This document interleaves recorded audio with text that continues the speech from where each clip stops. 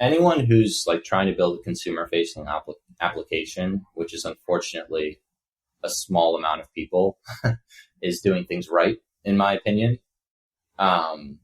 Anyone who's building like this esoteric infrastructure layer that maybe helps 5 development teams is probably doing something wrong. Hey everybody, Tanner here with WAGMI Ventures. On today's episode, we have MacBrennan Peet, co-founder at marginfi. For anyone who's new, this is the WAGMI Ventures podcast where we do snapshots with interesting builders, founders, and investors from across Web3. Check out wagmiventures.io to learn more about the syndicate beyond the podcast. But for now, let's get into it with MacBrennan and marginfi.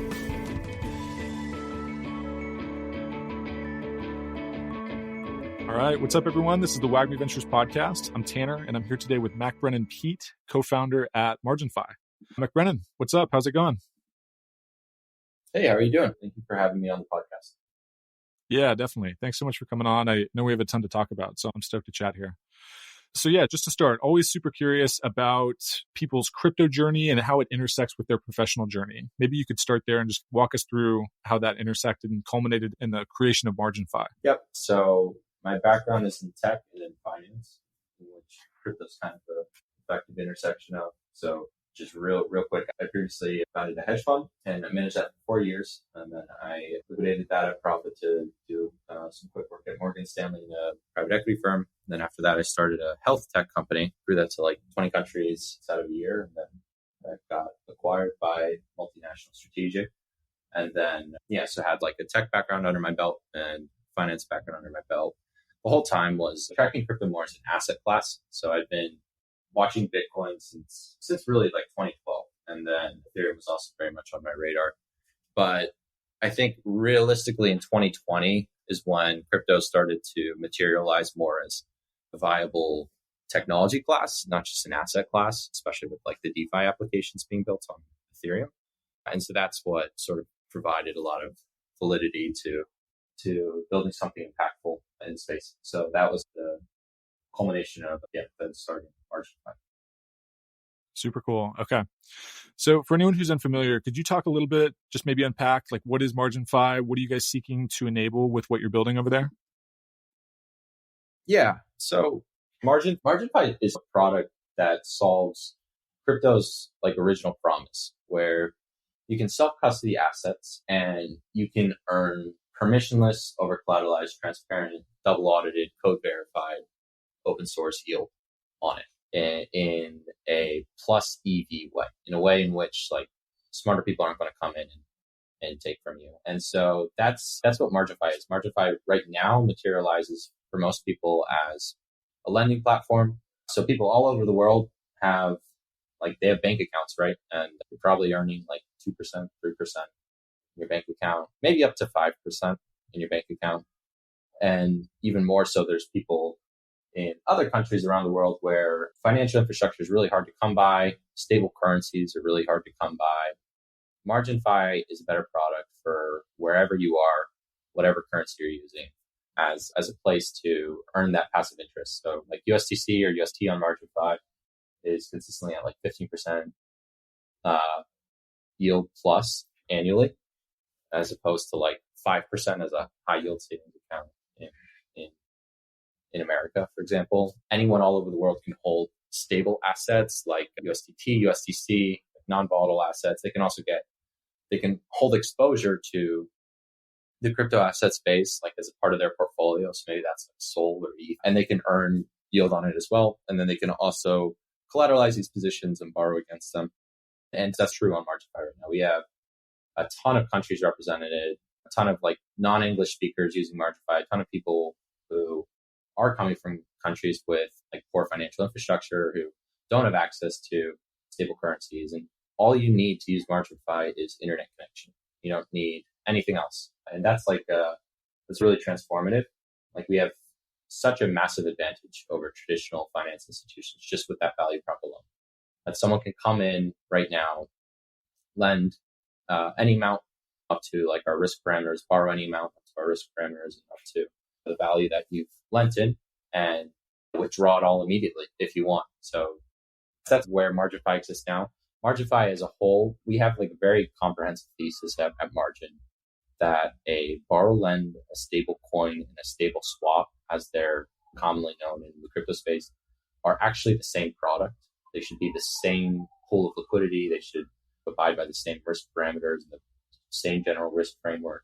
They should have the same UX. And that's comprehensively what we're building on top of like just general purpose liquidity layer that any developer anywhere in the world can plug into and use these three primitives, which is margin lend, which is live now, YBX, which will be our yield accruing stable asset, which is backed by LSTs currently lent into MarginFi, and margin swap, which is coming later this year, which is a first for crypto to be crypto's first ever, what we're calling an integrated stable swap, where it essentially uses the liquidity already present in MarginFi for users to be able to swap through. And in that, lenders are not only earning interest, they're also earning swapping fees on top of this. And that's all, again, on top of this like general purpose liquidity layer that we've built, in which there's already, I think, 15 really solid teams integrated with, building on top, etc. Some of which are about to come out of stealth. Some like really cool teams building, like some Web2 veterans, actually, like some people who have built like very viral apps in the Web2 landscape that are integrating with MarginFi. So that's comprehensively at the protocol layer what we're building. And then there's a lot we're doing as well at the application layer. Very cool. Okay. So one recurring question on this podcast is just always around earliest challenges, because I just personally think they shape the life of the organization in interesting ways. And so I'm curious for kind of early days at MarginFi, like what were one or two obstacles or challenges that you and your team had to think through? And maybe you can talk us through how you guys thought about that. Yeah, I think there's like three main things that we were looking for at Margin to verify the work we put into building it this far, which is like, A, there needs to be available liquidity around us. Like people need to be using systems around us. People need to be getting value out of the like Solana in particular, which is our home base. Applications on Solana. Two, there needs to be like a critical mass of initial users. That's something that Solana has done a really good job in. Solana has like daily active users, which is a controversial metric in and of itself, just because like you can spin up more automated accounts on Solana very easily because of how fast and cheap it is. But Solana does have like a very differentiated, good starting initial user base. And then also just like a really strong developer ecosystem, just like high level. These are three things we wanted to see, meaning people were working on solving the issues that need to be solved at the L1 layer with Solana, teams around us for creating primitives that need to be built. And the seeds for a successful on-chain financial arena were in place. So again, liquidity, users, and like developers around us. Like that was three things that we saw very early on Solana, but it was actually very contrarian that we were seeing. And so like when Margin Lend was being launched, almost no one was like bullish on Solana or saw a lot of merit in Solana. Like early 2023 was like very uninvestable. But we saw these three things, and so that sort of gave us the conviction that we would have a strong starting foundation to build MarginFi. That's not, we need a lot more than that, but that was three things we wanted initially. Very cool. Okay. Hey everybody, quick thing here. We're excited to announce WAGMI Advisory, your home for all things fundraising, hiring, and partnerships. This is all about supercharging your project with the WAGMI network, consisting of over 20,000 executives, investors, and builders in crypto, all ready to come alongside your project to help it succeed. Get in touch at team@wagmiventures.io to learn more and figure out if WAGMI Advisory is the right fit for your project. Now, let's get back to the show.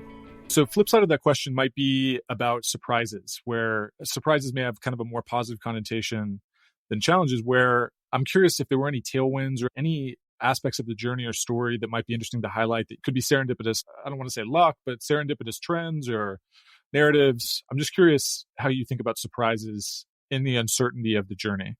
Yeah, that's a good question. I don't think there's been any major surprises thus far. I think a lot of the surprises it wasn't so much a surprise, it was just more of like a case study of how fragile everything was at the end of 22 when FTX implosion was happening. I think that was more of a realization to like just broader participants in the space that like bad debt is a thing, like contagion is a thing, improper risk controls is a thing, like how interconnected and reliant on everything the space was. And also just like, I hope a lot of people took away from that the inefficiencies of using centralized institutions where you can't see what's going on behind the scenes and you can only trust, you can't verify. I guess that wasn't like a main narrative for what did happen with FTX. And I wish it was. I wish people would have looked at that more objectively, said, oh, like on-chain systems would have done, like raised these concerns a lot sooner. There would have been more transparency. But that's like on us to really champion that and to show people the merit in that. And so if anything, it was just hopefully a shock to the fragility of using centralized institutions to the broader space and hopefully pushing people to be more trusting of open source things happening on chain where you can see exactly what's going on. Yeah, super interesting. Okay.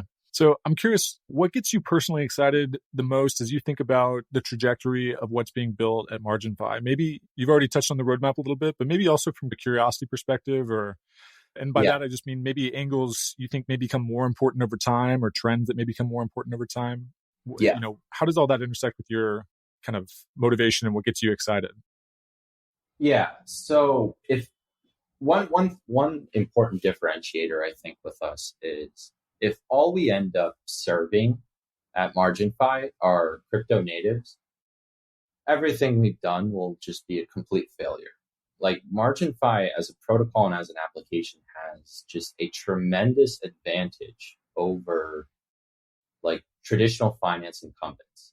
Like someone on MarginFi a few days ago came to MarginFi, lent in 30 million, borrowed 20 million, like did something with that 20 million, repaid that 20 million and withdrew that 50 million in a matter of seconds, right?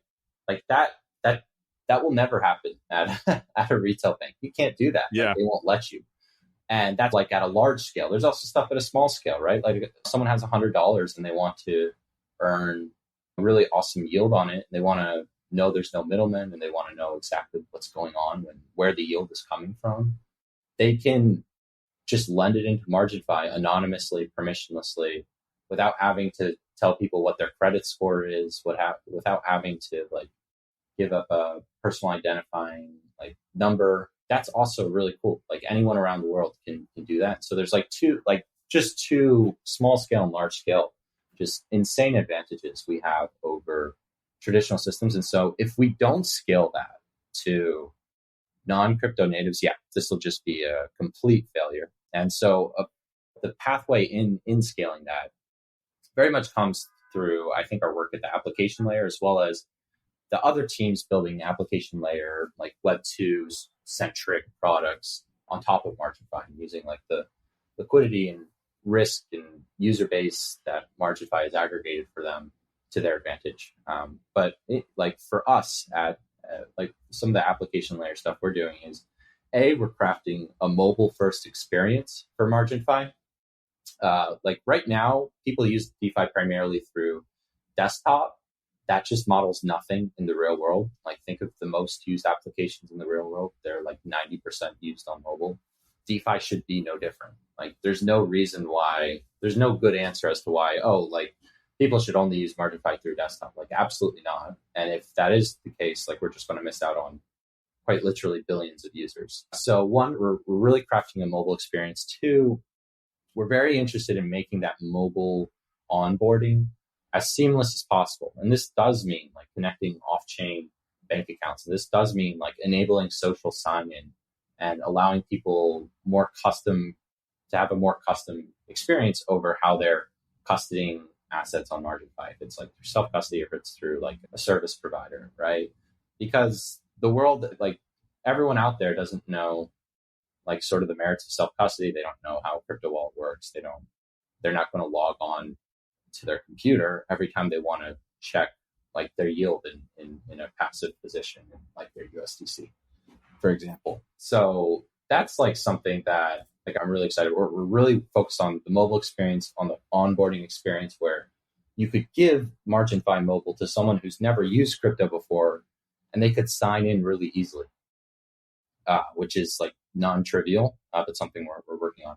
And then in extension, we're really interested in more connective layers to what we do in the real world, meaning that I know this is a really hard problem to solve, but there shouldn't be any reason why you can't use your balance in marginfi to pay for a coffee in like the real world. Or there isn't a reason why you can't use your balance in marginfi to be able to pay your like credit card bill or electricity bill or whatever. This is something we're really interested in solving ourselves. We're really interested in working with teams that are building on marginfi to solve this. These are the things that like I'm extra excited about. Like at the protocol layer, we're doing something really cool in this unified borrow lend stablecoin stable swap thing that doesn't really exist out there, and it's like just the most optimized way to hold passively spot assets.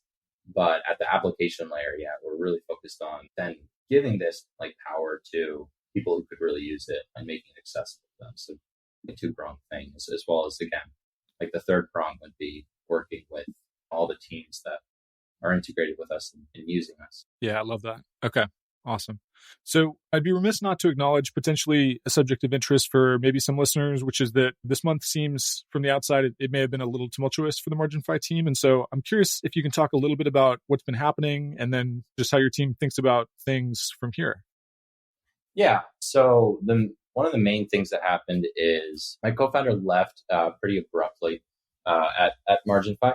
And so when this happened, a lot of people just were spooked, essentially. And so there was about $300 million of outflows in a span of like 24 hours, which was like a good chunk of like the capital using marginfi, about like 30%. That's already like inflows are already coming back in and the protocols are already growing. I think that was like actually a really interesting case study for all the things like I talked about previously, which is one, like risk management. That was at a point of severe congestion on Solana. Our risk systems worked perfectly. Like liquidations worked perfectly. Withdrawals worked perfectly. You can't withdraw $300 million in a day out of like a normal retail bank. Like that's just not going to happen ever.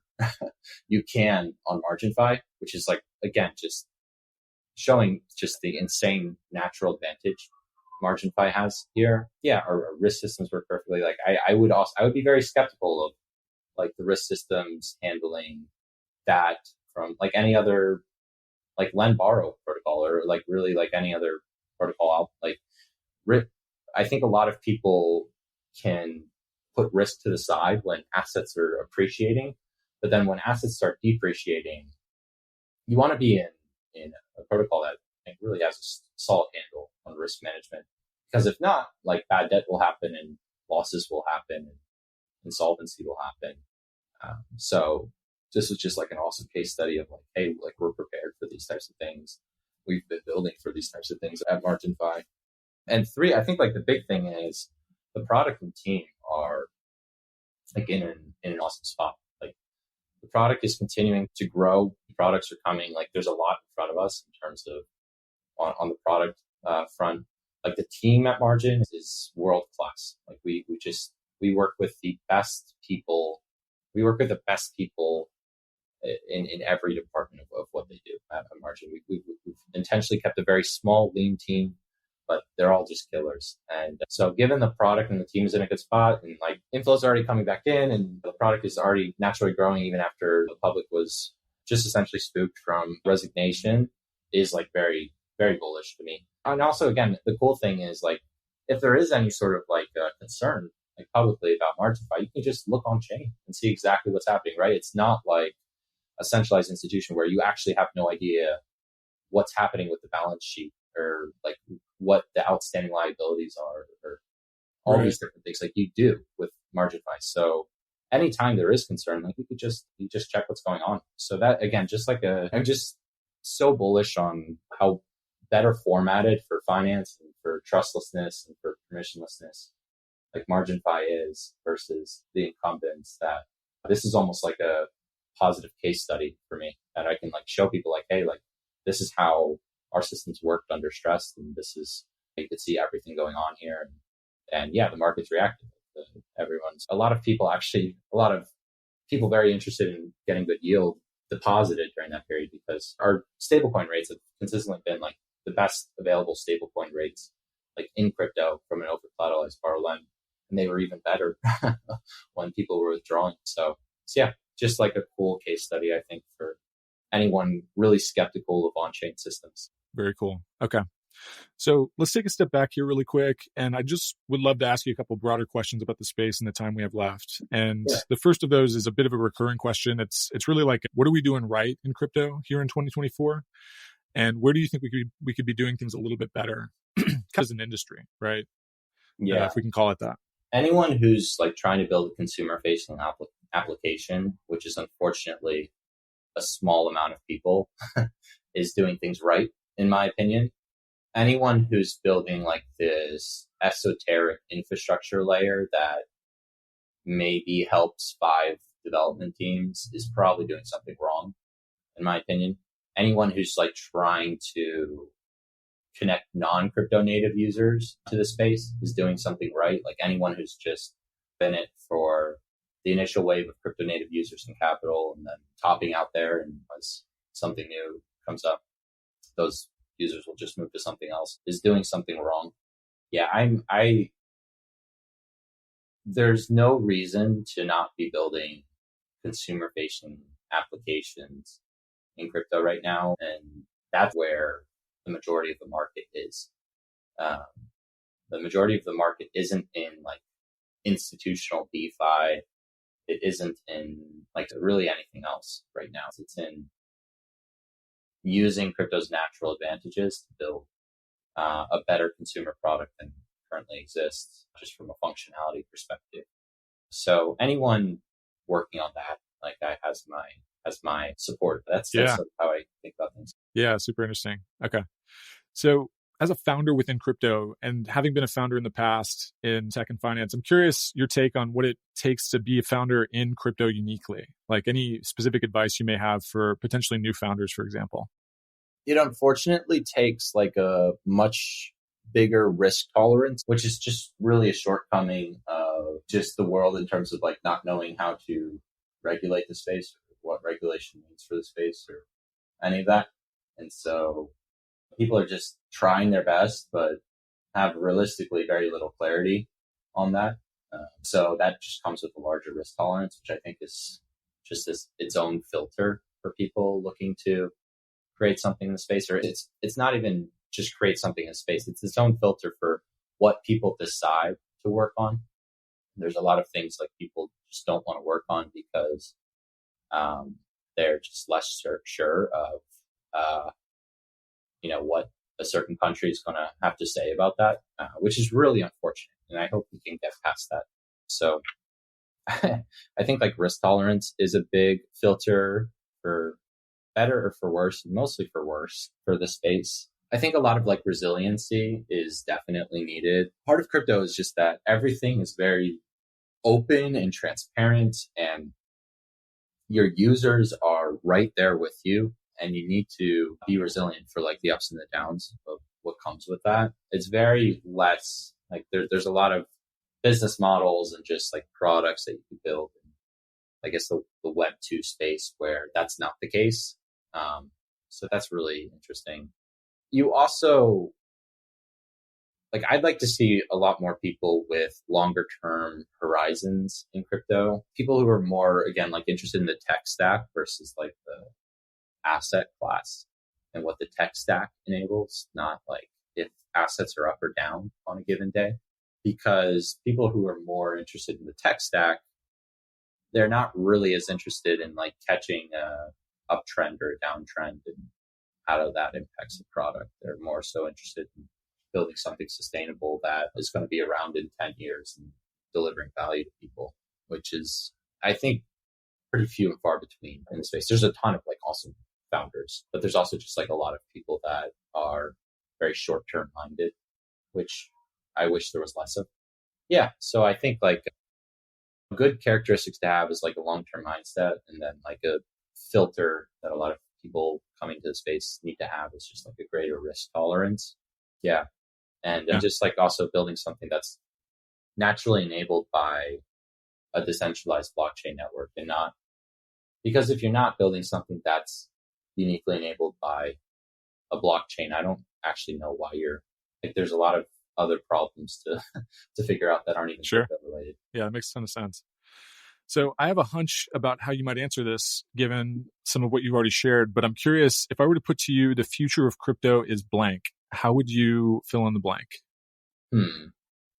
So I'll say like something really stupid and then I'll explain it. Like, I think the future of crypto is like on chain. And what I mean by that is right now, a lot of the activity that we see in crypto is actually off chain. Like the majority of crypto revenues and volume is off chain. It's on like centralized crypto trading exchanges. And part of what we do at Margin, like we're one of the core teams working at the L1 Solana layer to make Solana like competitive with these off-chain systems in terms of latency and pricing.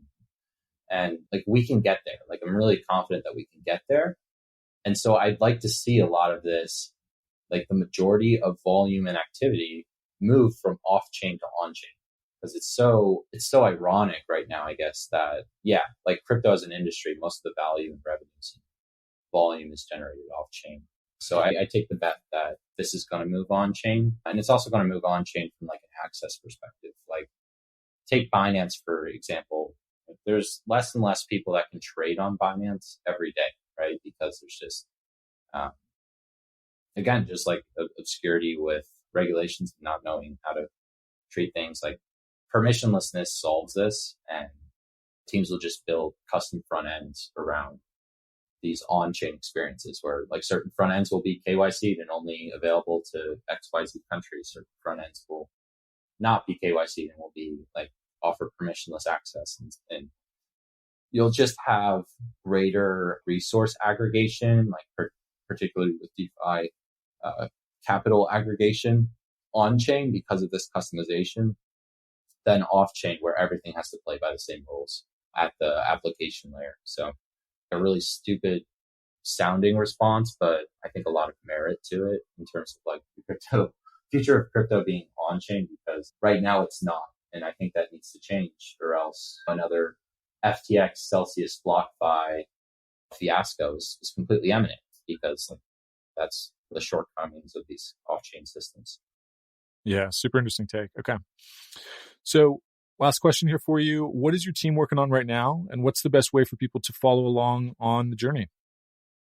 Yep. So the main product in front of us, we're looking at like one more week of audit period, and then we're going to start the rollout, is YBX, our like new decentralized stable asset, which is desperately needed for Solana. Solana doesn't really have a decentralized stable coin right now at all.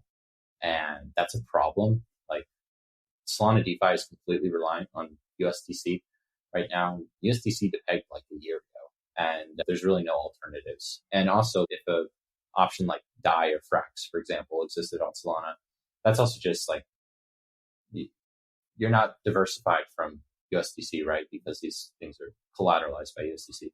YBX will be diversified. It'll be backed by the LSTs in marginfi. Like as a minter, you would lend LSTs into marginfi and then mint YBX against it. And YBX will also be yield bearing. So YBX will earn like accrue value against the USD, much like LSTs on marginfi or like LST are the highest yielding SOL LST on Solana that we came out with, accrues value against SOL. So yeah, YBX is in front of us. I expect this to be like Solana's main decentralized stable asset very quickly. We got a lot lined up for that. That's immediately in front of us. And then we have some we also have some really exciting stuff in terms of like just governance in front of us as well.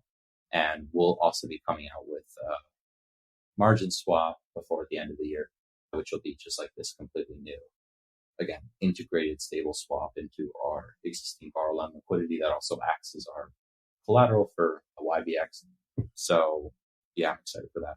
Love it. MacBrennan, thank you so much for coming on the show. Super interesting stuff going on, and really excited to hear all the latest work you guys are up to. Excited to follow along myself too. And appreciate the time. Have a good start to your week here. Thank you. You too. All right. Bye-bye.